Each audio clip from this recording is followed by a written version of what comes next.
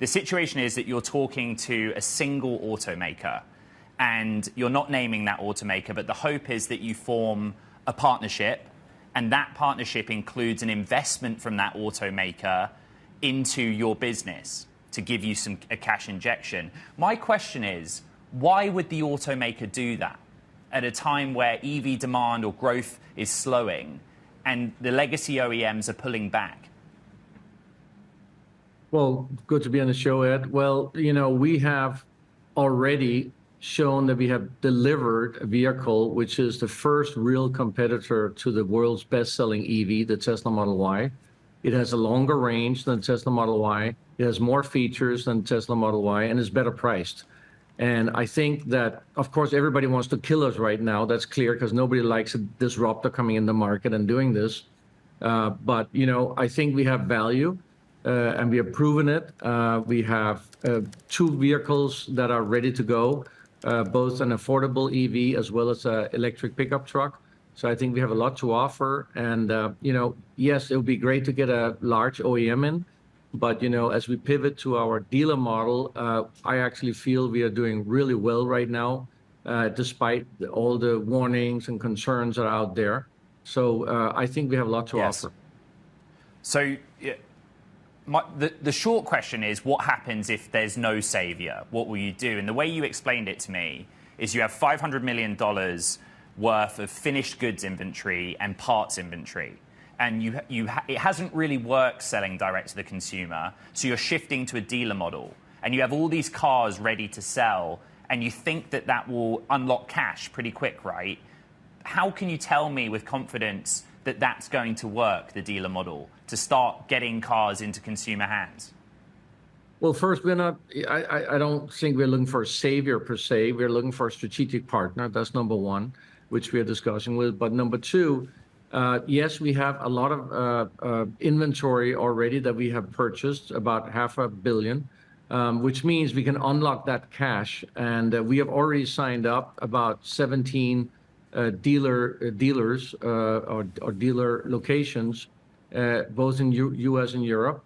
And the dealers are super excited to actually get our vehicle, because finally they can get hold of an independent EV maker. The dealers in U.S. has been sitting and looking over the fence for 10 years of looking at the best-selling electric vehicle, the Tesla Model Y. They've not had any competitive product.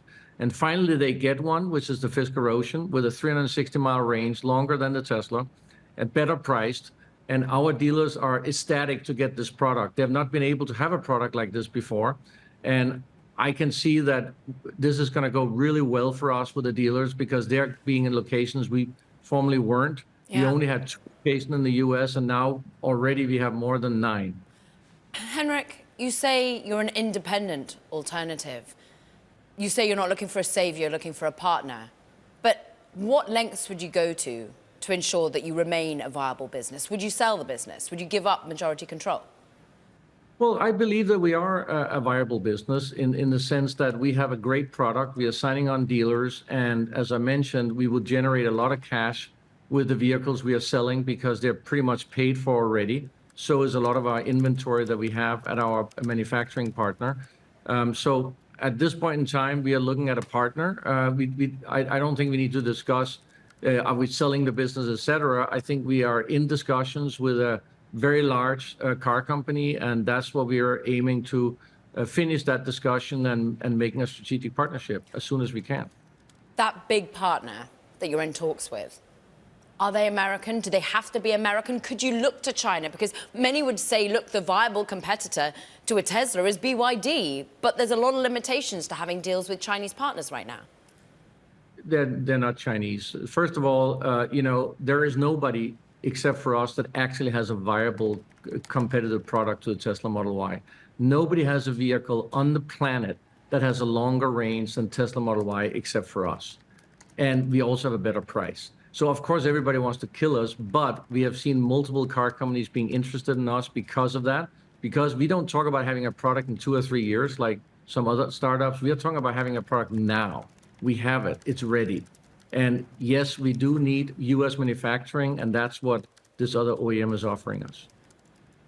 Henrik, we're having some trouble with your shot, so I'm just going to jump in real quick. You say that they're trying to kill us. You know, let's end this on a positive note. One thing you explained to me is your guidance, 20 to 22,000 EV deliveries this year, and you're really confident that if demand improves, you can dial up the production, right, and deliver more of them. Just explain that in the context of the relationship you have with Magna and your business model, because that seems to be the confidence you have that you can get yourself out of this situation. Yeah, so Magna obviously is a contract manufacturer, and they can produce, if they want, 70,000 vehicles for us, 50,000 vehicles. We are obviously going out with a conservative 20,000 to 22,000 deliveries this year. But if we see that there's more demand, and in fact, we have had a few dealers telling us, are you sure you can deliver us enough cars? Because we think we can sell more cars than what you're offering us right now. And yes, we can then dial up the production very easily. And that's something that's unique for us because we have a contract manufacturer. And, you know, I'm very confident that we can easily sell the 20 to 22,000. We want to start with that conservatively. And if we can do more, we can dial up production. No problem.